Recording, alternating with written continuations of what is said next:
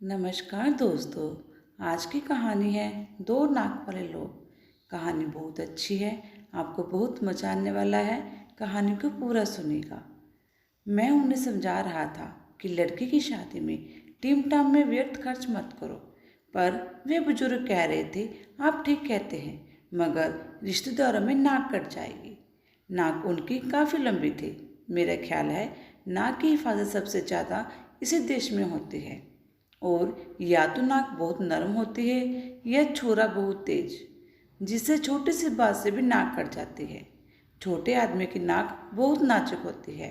यह छोटा आदमी नाक को छिपाकर क्यों नहीं रखता।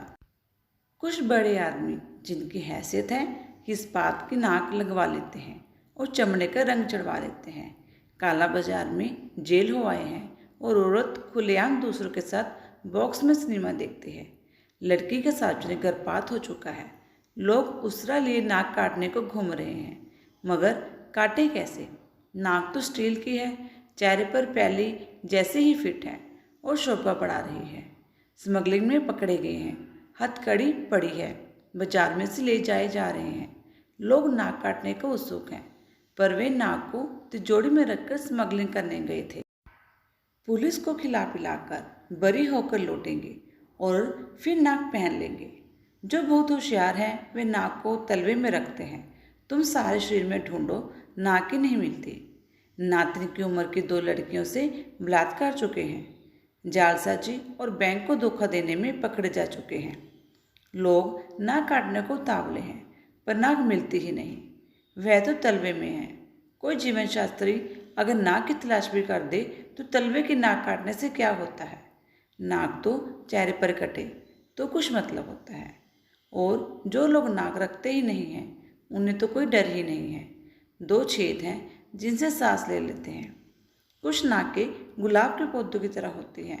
कलम कर दो तो और अच्छी शाखा बढ़ती है और फूल भी बढ़िया लगते हैं। मैंने ऐसे फूल वाली खुशबूदार नाकें बहुत देखी हैं। जब खुशबू कम होने लगती है ये फिर कलम करा लेते हैं। जैसे किसी औरत को छेड़ दिया और जूते खा गए। जूते खा गए अजब मुहावरा है।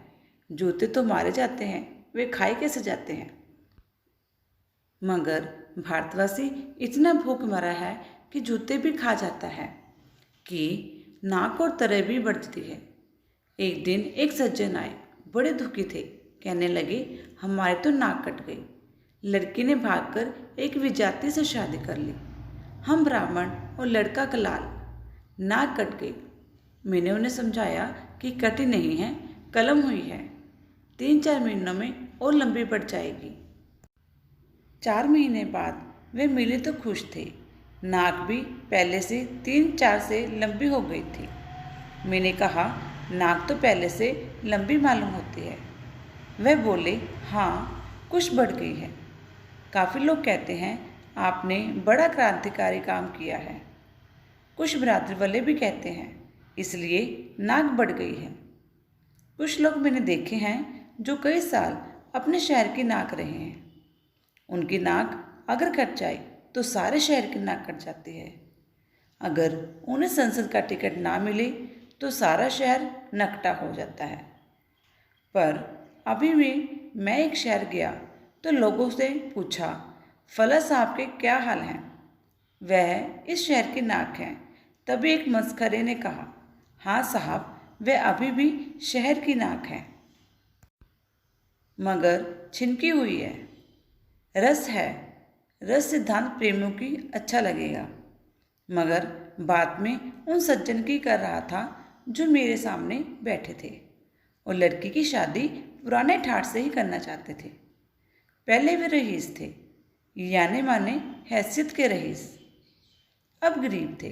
बिगड़ा रईस और बिगड़ा घोड़ा एक तरह के होते हैं। दोनों बुखला जाते हैं। किससे उधार लेकर खा जाए ठिकाना नहीं। उधर बिगड़ा घोड़ा किसे कुचल दे ठिकाना नहीं।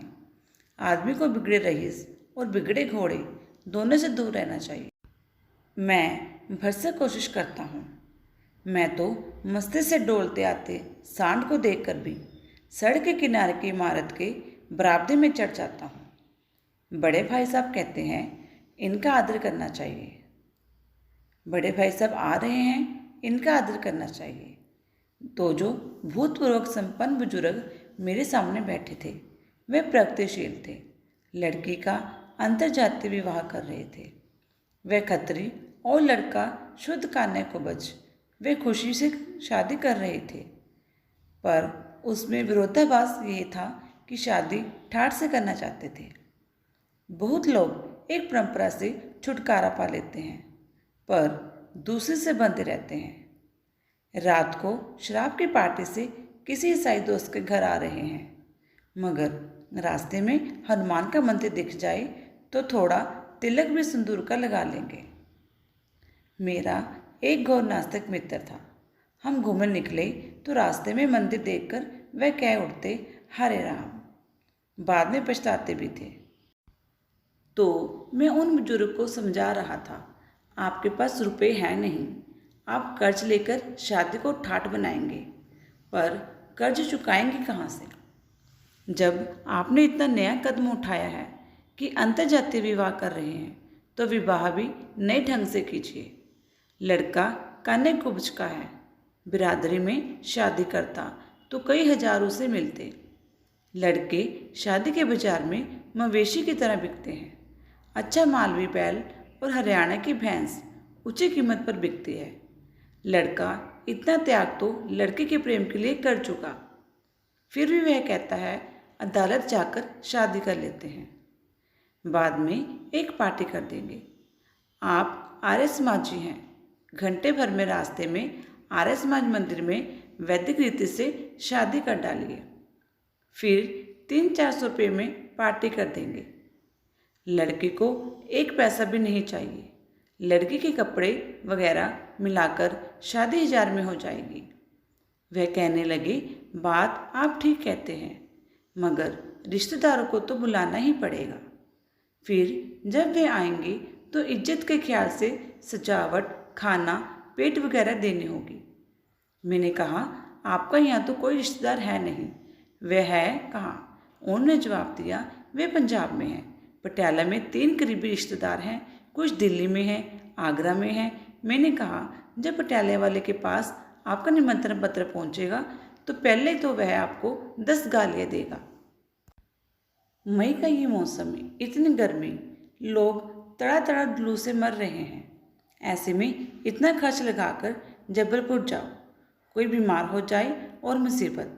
पटियाला या दिल्ली वाला आपका निमंत्रण पाकर खुश नहीं होगा, दुखी होगा।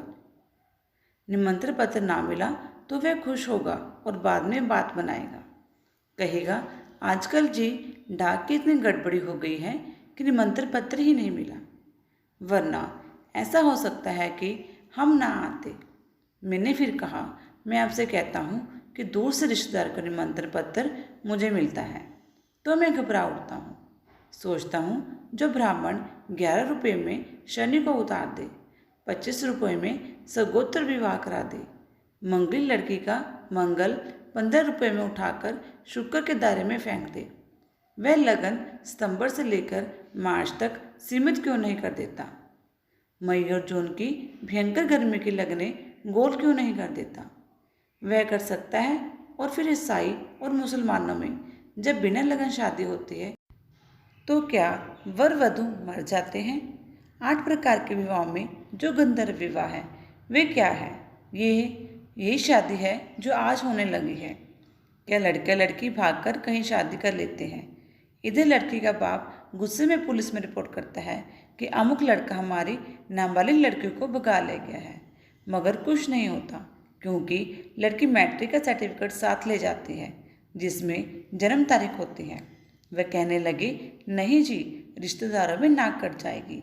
मैंने कहा, पटियाला से इतना किराया लगाकर नाक काटने इधर कोई नहीं आएगा।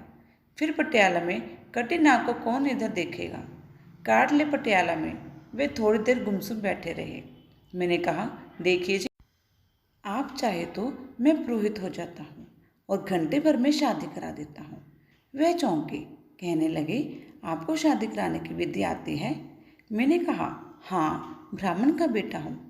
बुजुर्गों ने सोचा होगा कि लड़का नालायक निकल जाए और किसी काम धंधे में लायक ना रहे तो इसे कम से कम सत्यनारायण की कथा और विवाह विधि सिखा दो। ये मैं बचपन से ही सीख रहा गया था। मैंने आगे कहा, और बात यह है कि आजकल कौन संस्कृत समझता है और पंडित क्या कह रहा है इसे भी कौन सुनता है। वह तो हम और हैं इतना ही जानते हैं।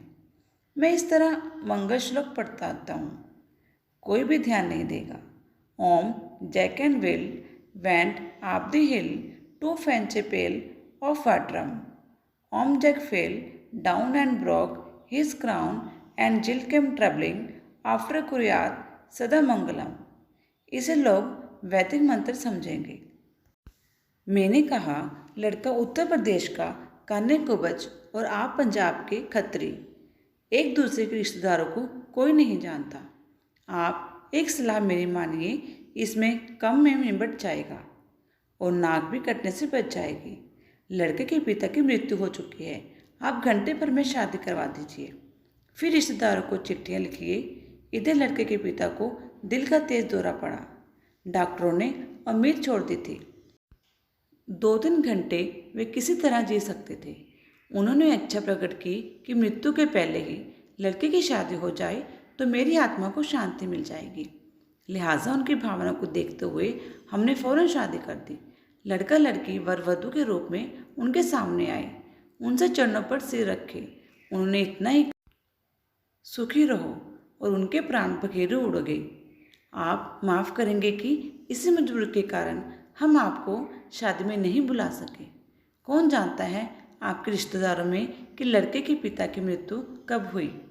उन्होंने सोचा, फिर बोले, तरकीब ठीक है, पर इस तरह की धोखाधड़ी मुझे पसंद नहीं। खैर, मैं उन्हें काम का आदमी लगा नहीं। दूसरे दिन मुझे बाहर जाना पड़ा। 2-3 महीने बाद लौटा तो लोगों ने बताया कि उन्होंने सामान और नकद लेकर शादी कर डाली। 3-4 दिन बाद से ही साहूकार सवेरे से ही तकादा करने आने लगे। रोज उनकी नाक थोड़ी थोड़ी कटने लगी। मैंने पूछा, अब क्या हाल है? लोग बोले, अब साहूकार आते हैं तो ये देखकर निराश लौट जाते हैं कि काटने को नाक ही नहीं बची। मैंने मजाक में कहा, साहूकारों से कह दो कि उनकी दूसरी नाक पटियाला में पूरी रखी है, वहाँ जाकर काट लो। हेलो दोस्तों, आपको ये वीडियो कैसा लगा? अगर अच्छा लगा तो मेरे चैनल को लाइक और कमेंट जरूर करना, और प्लीज़ प्लीज़ प्लीज़ सब्सक्राइब करना ना भूलना। धन्यवाद।